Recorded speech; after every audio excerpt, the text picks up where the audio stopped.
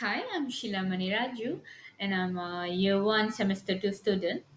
Today, I'm going to present about the beginning of modern science and philosophy in psychology.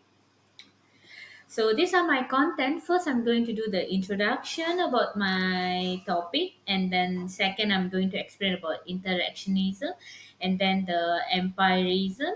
Then talking about the history of the Wilhelm Wundt, then the major schools of thoughts in psychology, and the overall conclusion about my topic. So, introduction part. Today, psychology has its origin in the Enlightenment period, when the thinkers and the scholars or professors started to challenge conventional belief as a basic for the knowledge by accepting rationality and provable evidences.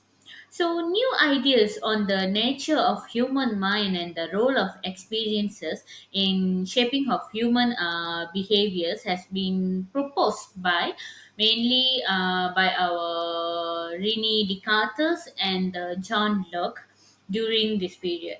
So the development of psychology as a scientific discipline was found on the application of the scientific method to psychology during the Enlightenment, which is lead to the exploration of the interaction between nature and nurture and the mind and the body, all are for shaping the human behavior. So the interactionism is a perspective that focus on how people interact with each other, shaping their thought, feelings, and behavior. So, emphasis is placed on the idea that both the body and the mind have a casual effect on the each other. So, these are Rene Descartes. He's born on 1596, and he's a father of modern physics. So he's contribute to development in mathematics, physics, and philosophy. So his aim was to develop a method of inquiry based on reasoning and deduction. It's like a laying for the foundation for scientific methodology. So despite his significant contribution to modern science, he's rejected the notion of dualism and advocating a more interactive between the mind and the body, and then the view that they were fundamentally separated entities and all. So interactionism is proposed by Descartes to provide a complex picture of the relationship between brain and the body. It's contribute to the current discussion in the philosophy of mind by highlighting the interdependent and mutual influence between thought and physical aspects. So we're going to talk about the empirism.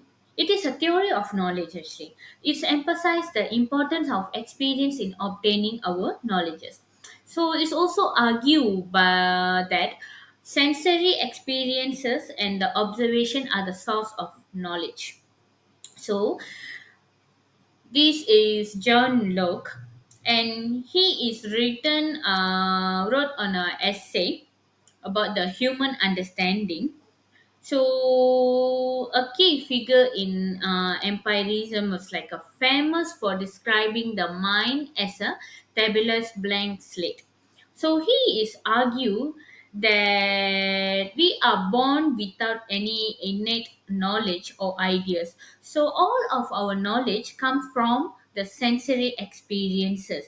So, he gathered all the we see the world, it's gather information and come up with ideas and concept by our senses. So our knowledge is come from the our senses, all our senses, from like our daily life.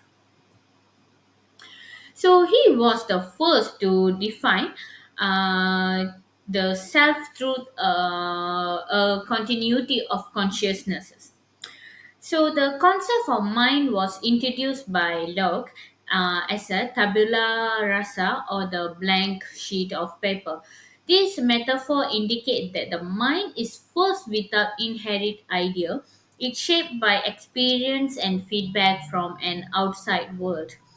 So, empirism emphasizes the importance of experimentation, observation, and the data collection in a scientific method. So, his idea has played in an important role in building the basic of current scientific inquiry.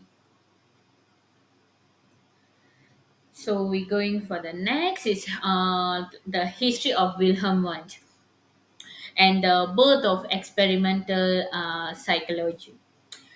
So, the year 1879, it's a significant turning point in psychology history because while the earlier figure like one were influenced by philosophy, he's established the first dedicated phi- uh, psychology laboratory in Leipzig, Germany. So he's recognized as the official start of the scientific era of psychology. One laboratory was dedicated to the empirical study of a mental process using the experimental methods. So this laboratory became a center of training for future psychologists, and the one's ideas spread to other academics and institutions, shaping the field globally. And we're going to see about the major schools of the thought in psychology. So psychology has developed an indifferent stream of thought have begun to emerge, each offering its own perspective on the study of mind and behavior. So there are few great school of thoughts. For example, the first thing will be the structuralism. So it will be like analyzing the basic element of our consciousness through the introspection. So the idea will be the conscious experiences can be broken down into their element components. Like key concept would be the introspection element of consciousness and then the appreciation. So introspection would be examining one's own internal thoughts and the feelings. The element of consciousness will be our sensation, feeling, and then the images. So sensation means about the sight, sound, and touch.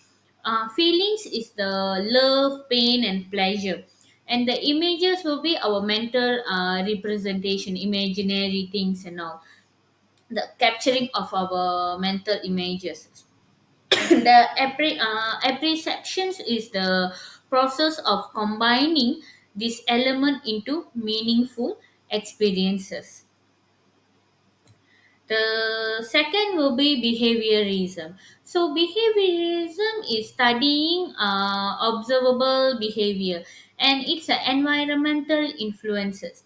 So, the main idea is behavior can be understood and predicted by examining external stimuli and observable responses. They are elite without relying on internal mental state.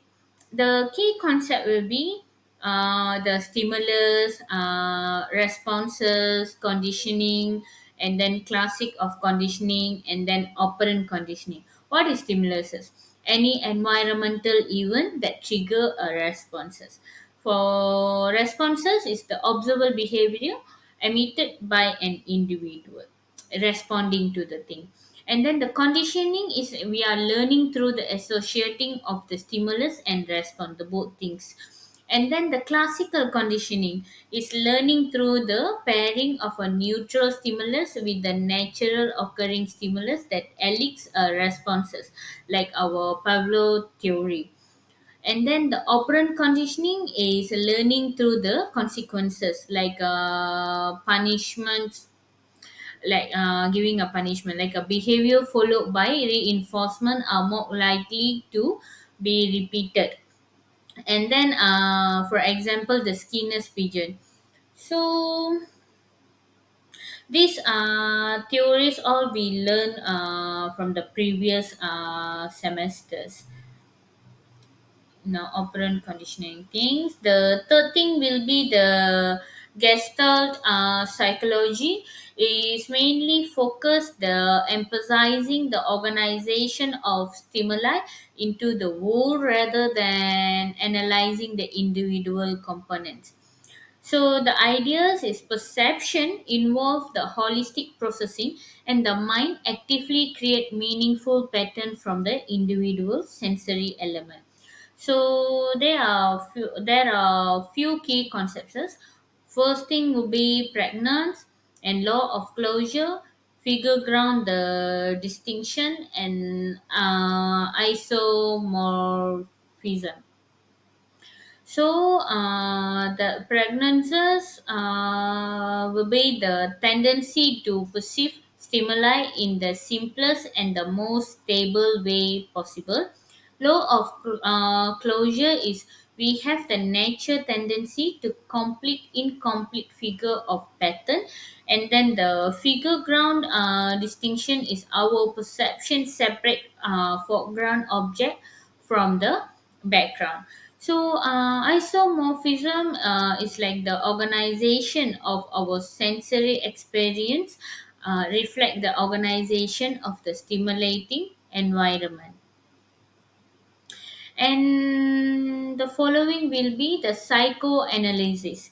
It is investigating the unconscious mind and the influence on our human behavior. So the main ideas is the unconscious desire, conflict, and early experience, often stemming from the childhood, deeply impact the personality, thoughts, and behavior. So the main three concept will be ego, superego, and defenses mechanism. So the superego will be the mediator between the ID and then the reality, striving for balance and satisfaction. Superego is the internalized moral compass representing the society value and the guilt. Defenses mechanism is unconscious strategy like repression and projection and denial to cope with anxiety and conflicts. The cognitive psychology is to focus about our studying the mental process like perception, memory, language, and problem solving. Understand how the mind is work. So the mind is not just a passive receiver of the information. It's actively process, transform, and use information to shape our thoughts, feelings, and behavior. And think of like a computer and taking the input process through the various program and it's generate the output. So the main concept is information processing, attention, and then memory and problem solving. Information processing is the mind take in information transform, it stores and then it's used to guide the behavior. So it getting like a process. And then attention is the ability to focus on specific information while filtering out distraction. Usually, we will be like give a attention to one particular information. We won't distract from the other thing. Then the memory will be the storage, like a process of encoding, storing, and retrieving the information.